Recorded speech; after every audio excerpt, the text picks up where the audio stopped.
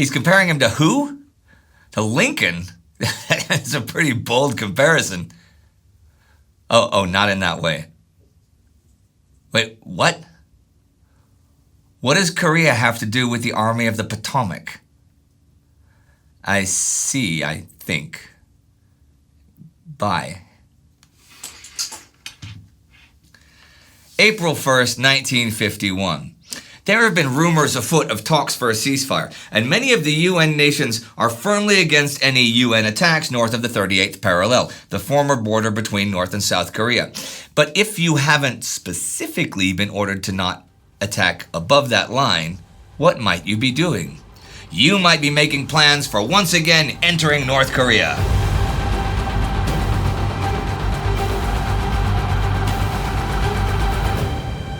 I'm Indy Neidell, and this is the Korean War. Last week, the big news was really political. UN Forces Commander Douglas MacArthur sabotaged U.S. President Harry Truman's plans for trying to lay the groundwork for a ceasefire.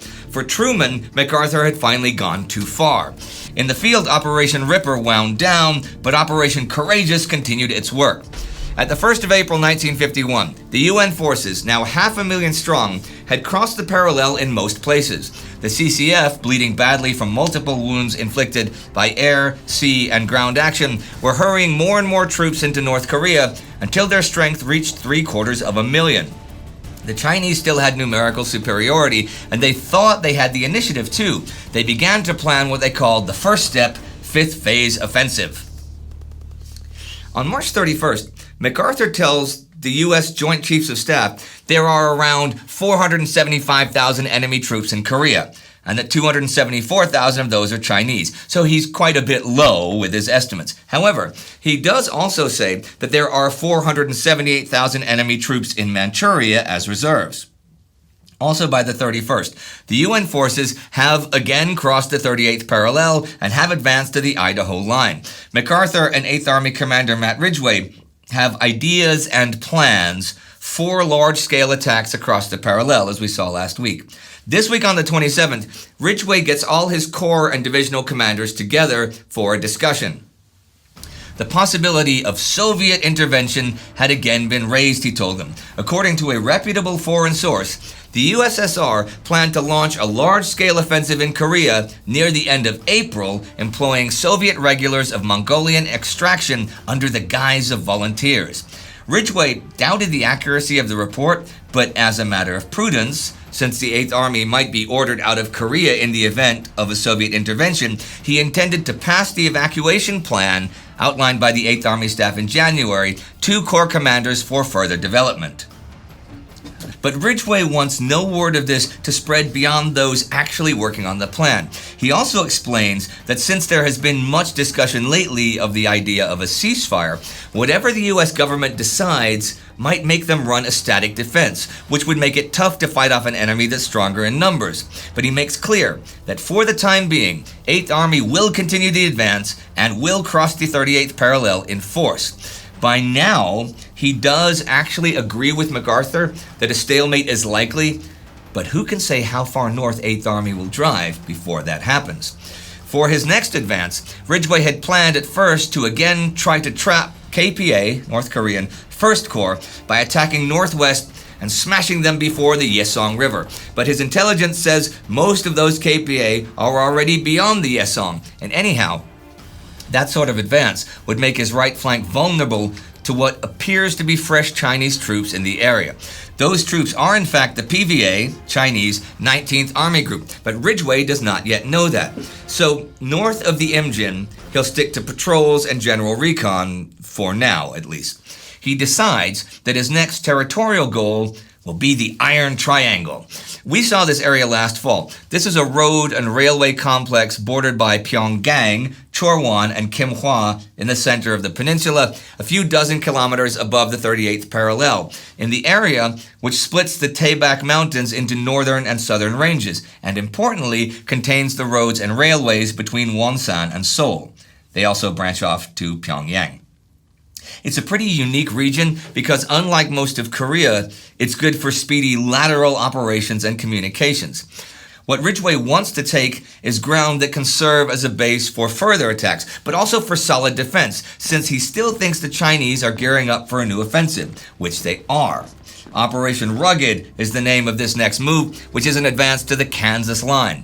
This goes along the lower bank of the Imjin in the west, and then a line eastward to the Huachon Reservoir, 5 or 10 kilometers above the parallel, then going along the lower shore of the reservoir, then again going a bit north of the parallel before heading off southeast towards the coast near Yangyang. U.S. 1st and 9th Corps are to head to the line west of the reservoir, 10th Corps on their right, east to Route 24, and ROK, South Korean, 3rd and 1st Quarter from there to Yangyang. With one eye on enemy operations, Ridgway is not going to keep everyone at the Kansas line when they reach it. He's going to pull back a lot of force to make ready for counterattacks. 1st Cavalry Division will pull back to southeast of Seoul, below the Han River, to meet any attacks towards the capital, whether from the northwest along Route 1, from the north along routes 33 or 3, or even from the northeast from the Pukhan River Valley. Most of U.S. 2nd Division is going to be at Hongcheon to meet attacks down Route 29, and an as yet undetermined ROK Division will watch for attacks in either ROK sector. The 187th Airborne Regimental Combat Team leaves the front this week for Taegu, but they are to remain ready to return as reinforcements. Thing is, while these guys are all getting rugged established, Operation Dauntless will get going. This will be just a limited attack towards the Iron Triangle by 9th and 10th Corps, but not so much to secure it as to menace it, attacking towards lines Utah and Wyoming, creating a salient between the Imjin and the reservoir, and taking the heights overlooking the Chorwan-Kimhwa base of the triangle. Should they meet any strong attacks at any point, they are to make like Dorothy and return to Kansas. Rugged is set to begin tomorrow. But what of the enemy? Will a Chinese offensive begin before Rugged and Dauntless have reached their objectives? There are enemy POWs who say it's going to happen sometime between the 1st and 15th of April. UN intelligence believes that in spite of the 3-month aerial campaign against the North Korean transportation system, the Chinese have still managed to put together what they need to attack. Side note here about that aerial campaign. It got more intense after Task Force 77 joined in March. This is the U.S. aircraft carrier strike force. But they are now about to leave Korean waters and head for the Strait of Formosa. See, history does not happen in a vacuum. And all year so far, there have been intelligence reports that the PLA, Mao Zedong's People's Liberation Army, has been concentrating shipping and troops for what might be an invasion of Formosa, Taiwan, where Chiang Kai-shek and the remnants of his Chinese Nationalist Army are holed up since the Chinese Civil War.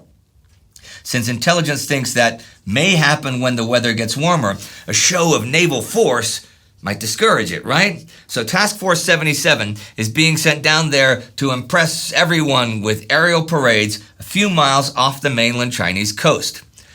It was feared in London that this was part of an attempt by MacArthur to build up a case for extending the war.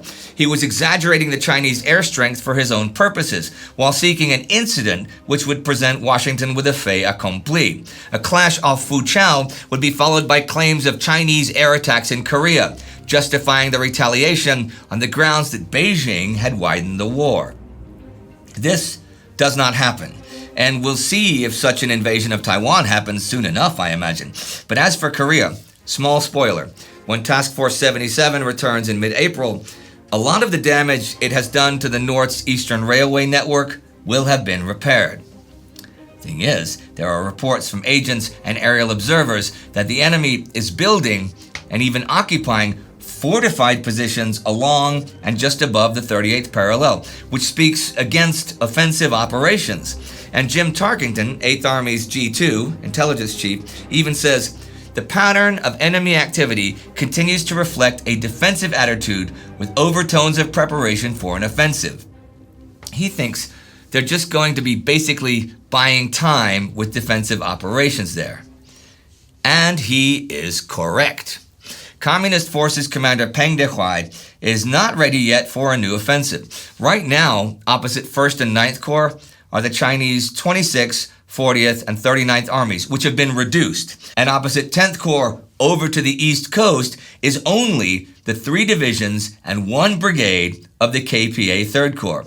The PVA 9th Army Group has just begun heading south from Hamhung towards the Iron Triangle, and they are to be a big part of the offensive. The units on the lines are to continue to put up resistance and withdraw as the enemy advances. That UN advance is going to be a little smoother than in the past, though, despite the difficult terrain, thanks to the South Korean Civil Transport Corps. This is not finished being organized, but is thousands of porters organized into dozens of companies, mostly manned from the ROK National Guard. Using an A-frame, a wooden backpack common in Korea, each porter on a daily average could carry a 50-pound load 10 miles. By April 1st, the 8th Army Transportation Officer, who exercised operational control of the Corps, had deployed 65 companies, each with 240 porters, to assist the rugged advance. Now I'm going to go off on an unrelated tangent here and share with you some stuff U.S. President Harry Truman has been thinking about Douglas MacArthur. We've seen time and again MacArthur defying Truman's directives, and we know he wants to conduct the war quite differently from how Truman does. Truman also believed there was a curious historical precedent for what was happening. If MacArthur saw himself as someone descended lineally from Washington and Lincoln, Harry Truman saw him less flatteringly, as the modern reincarnation of George McClellan.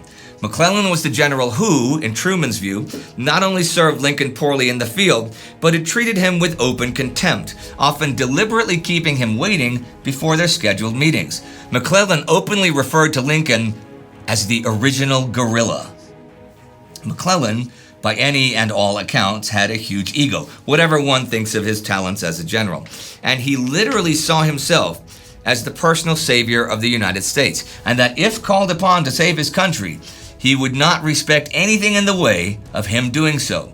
He often claimed he got letters from private individuals that urged him to be president or even dictator, and he preferred the idea of dictator. He did run for president in 1864, and he lost badly. Well, this past winter, Truman has had one of his staffers dig into the relationship between Abraham Lincoln and George McClellan. Now, McClellan was a very cautious general, and MacArthur is the opposite. But outside of that, Truman finds striking parallels between his relationship with MacArthur and Lincoln's with McClellan.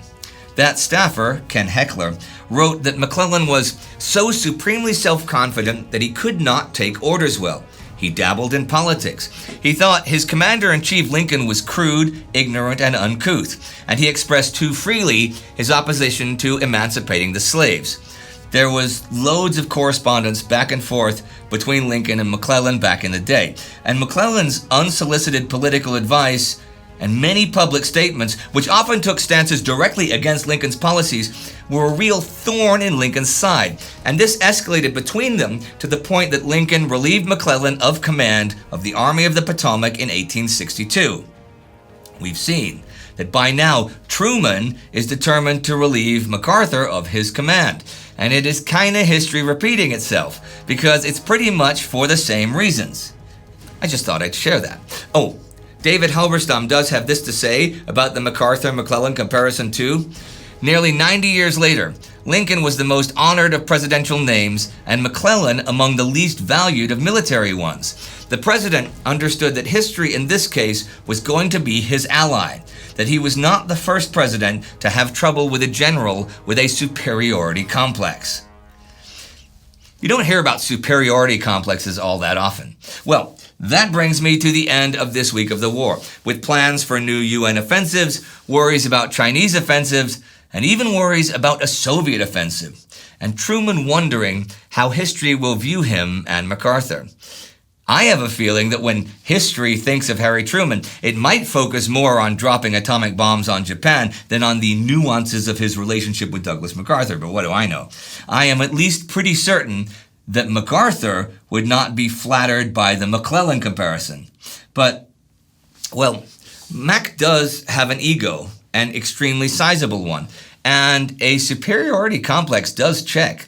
He has been spectacularly right and spectacularly wrong, both within the past 6 months, and he firmly does not believe the rules apply to him.